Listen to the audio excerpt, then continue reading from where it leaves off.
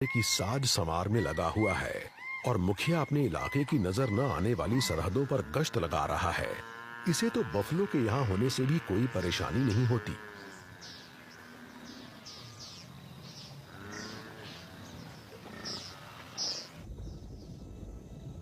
मैं पिछले 10 सालों से यहाँ के सभी जानवरों को फिल्माता रहा हूँ, लेकिन मुझे सबसे ज्यादा लुभाता है बफलो। ये अक्सर कई 100 सदस्यों वाले झुंड में रहते हैं, लेकिन जब सूखा पड़ता है तो ये सब एक बड़ी फौज की शक्ल में पानी के स्रोत पर जमा हो जाते हैं और यहाँ इनकी संख्या अक्सर 1000 से भी ज्यादा हो जाती है।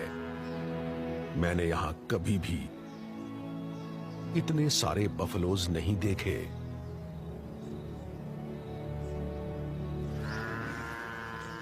इस लगातार सिकुड़ते इलाके में बहुत सी अलग अलग प्रजातियां जमा हो गई हैं, तो कोई गंभीर समस्या हो सकती है।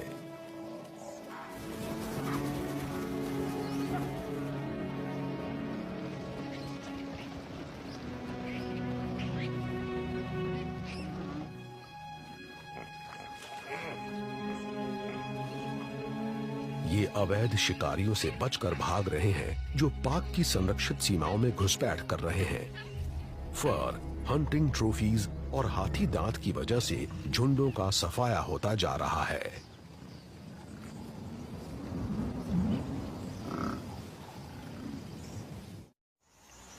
करीब 21,000 वर्ग किलोमीटर के इस इलाके के छोरों पर धान उगाने के लिए पानी की दिशा बदल दी गई है।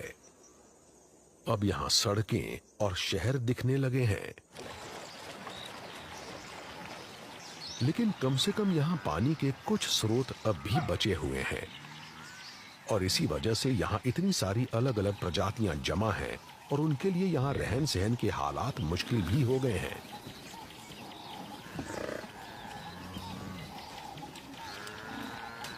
ये जगह इनके लिए आखिरी आशियाना है।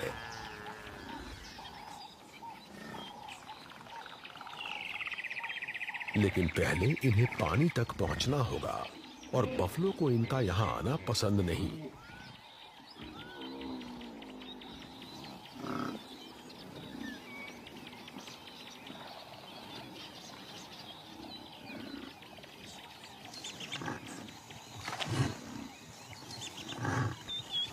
केसरिया चोंच वाले ऑक्सपेकर पक्षी इस सब अफरा तफरी से परेशान नहीं है, बल्कि बफलो तो उन्हें उनकी जरूरतों की हर चीज मुहैया कराते हैं।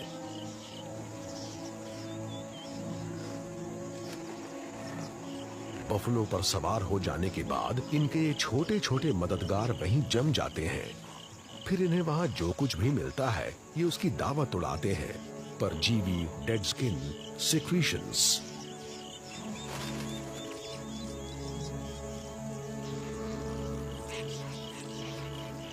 अब तक तो इनके बीच का ये लेन देन मुझे काफी स्मार्ट लगता रहा है, लेकिन अब मैंने कुछ ऐसा नया देखा है जो काफी परेशान करने वाला है।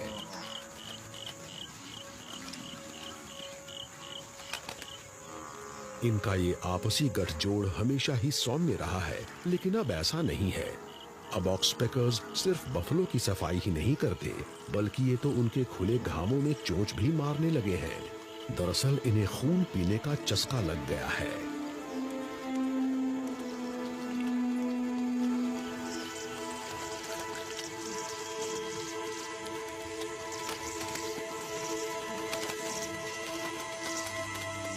बफलो के ये छोटे छोटे दोस्त परजीवी बनते जा रहे हैं और इनसे छुटकारा पाना आसान नहीं है।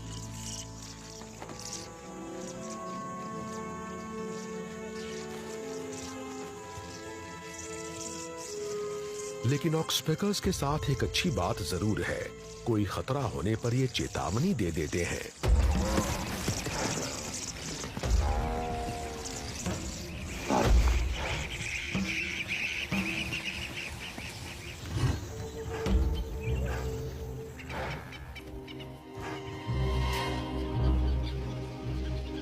जहां कहीं भी बफलो होते हैं, शेर भी होते हैं।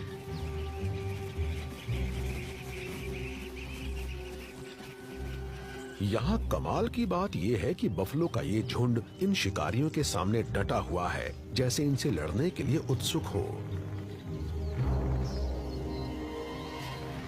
नर मादाओं और बच्चों के इर्द गिर्द एक दीवार सी बना लेते हैं और एक बार में कुछ बफलो हमला करते हैं।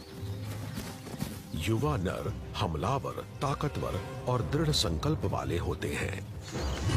तो आज शेरों को कोई बफलो नसीब होने वाला नहीं है। ये नियम होता है कि हारने वाले को मोर्चा छोड़ना होता है। लेकिन इस हमले ने एक बात साबित कर दी है, अगर झुंड को सुरक्षित रहना है तो किसी और को इन बफलोज की कमान संभालनी होगी। तो अब झुंड के पुराने मुखिया के साथ झड़प शुरू होती है।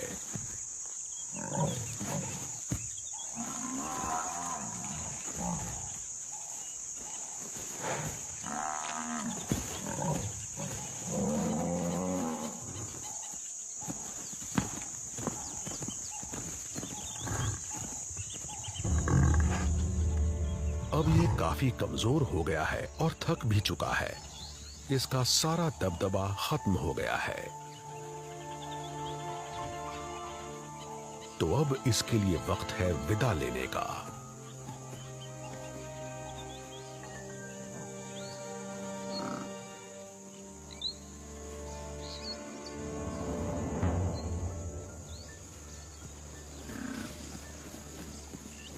और अब मादाएं नए प्रभुत्वशाली नर के प्रति वफादारी दिखाने लगती हैं।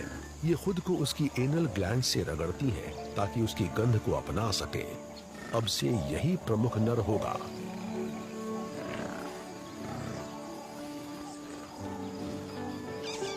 और अचानक ये काफी लोकप्रिय हो जाता है।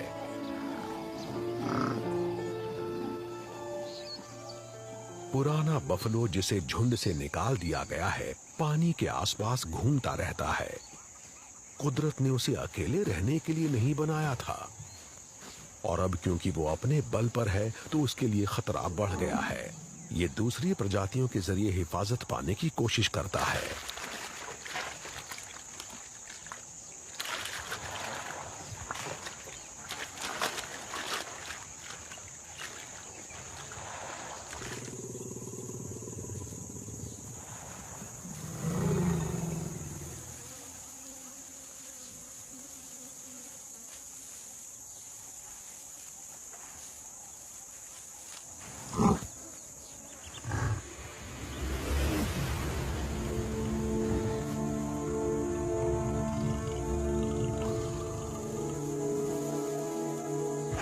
बड़ी उम्र का ये नर खतरा भांप गया है और हाथी भी। शेरनियां हवा की दिशा में इकट्ठा हो गई हैं और इनका हमला होने के बाद बफलो के लिए बचना नामुमकिन हो जाता है।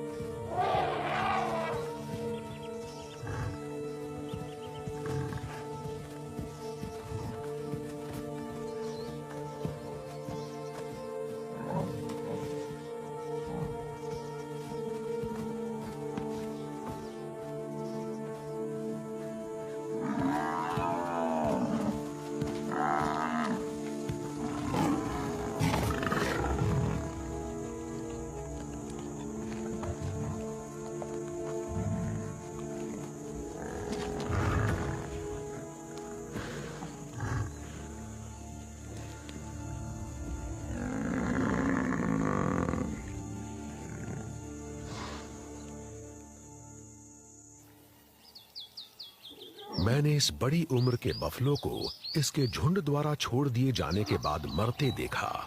लेकिन अब मुझे फिर से हाथियों को देखकर अच्छा लग रहा है और ये छोटू भी अब ठीक है। झुंड की मुखिया मादा उसके साथ साथ है और वो पक्का करती है कि बच्चा किसी मुसीबत से बचा रहे।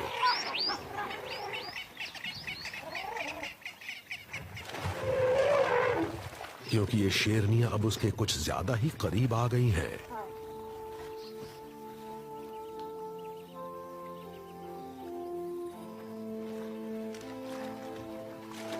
आखिरकार ये पानी वाली जगह पर पहुंच गए और हाथी इसे सबसे ज्यादा पसंद करते हैं। इस लंगड़ाते बच्चे और इसकी बहन दोनों के लिए नहाने का वक्त किसी इबादत से कम नहीं।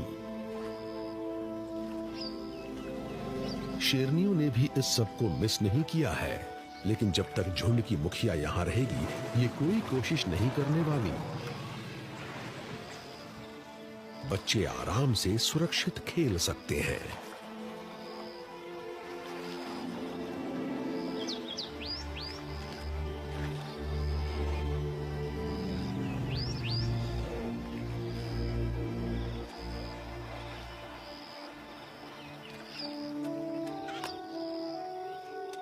कुछ प्रजातियों की आपस में कभी नहीं निभती, लेकिन कुछ ऐसी हैं जो बिना किसी समस्या के एक साथ रहती हैं।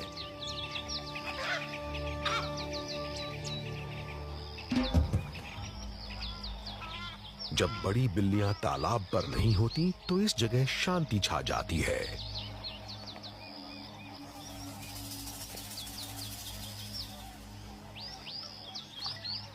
हैरत की बात है कि इन जल पक्षियों को मगरमच्छों से डर नहीं लगता, बल्कि ये तो मछली पकड़ने के लिए उनके आसपास नजर आते हैं।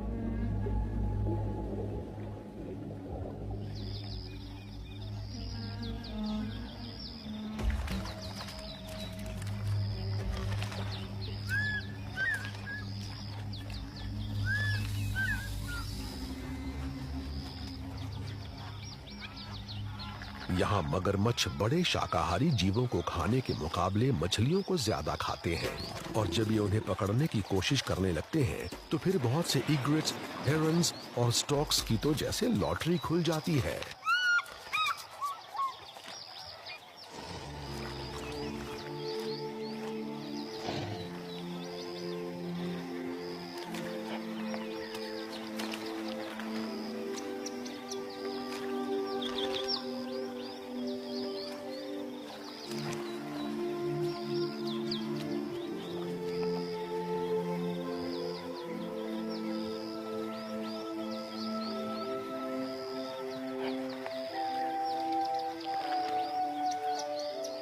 पानी वाकई एक जबरदस्त ताकत है।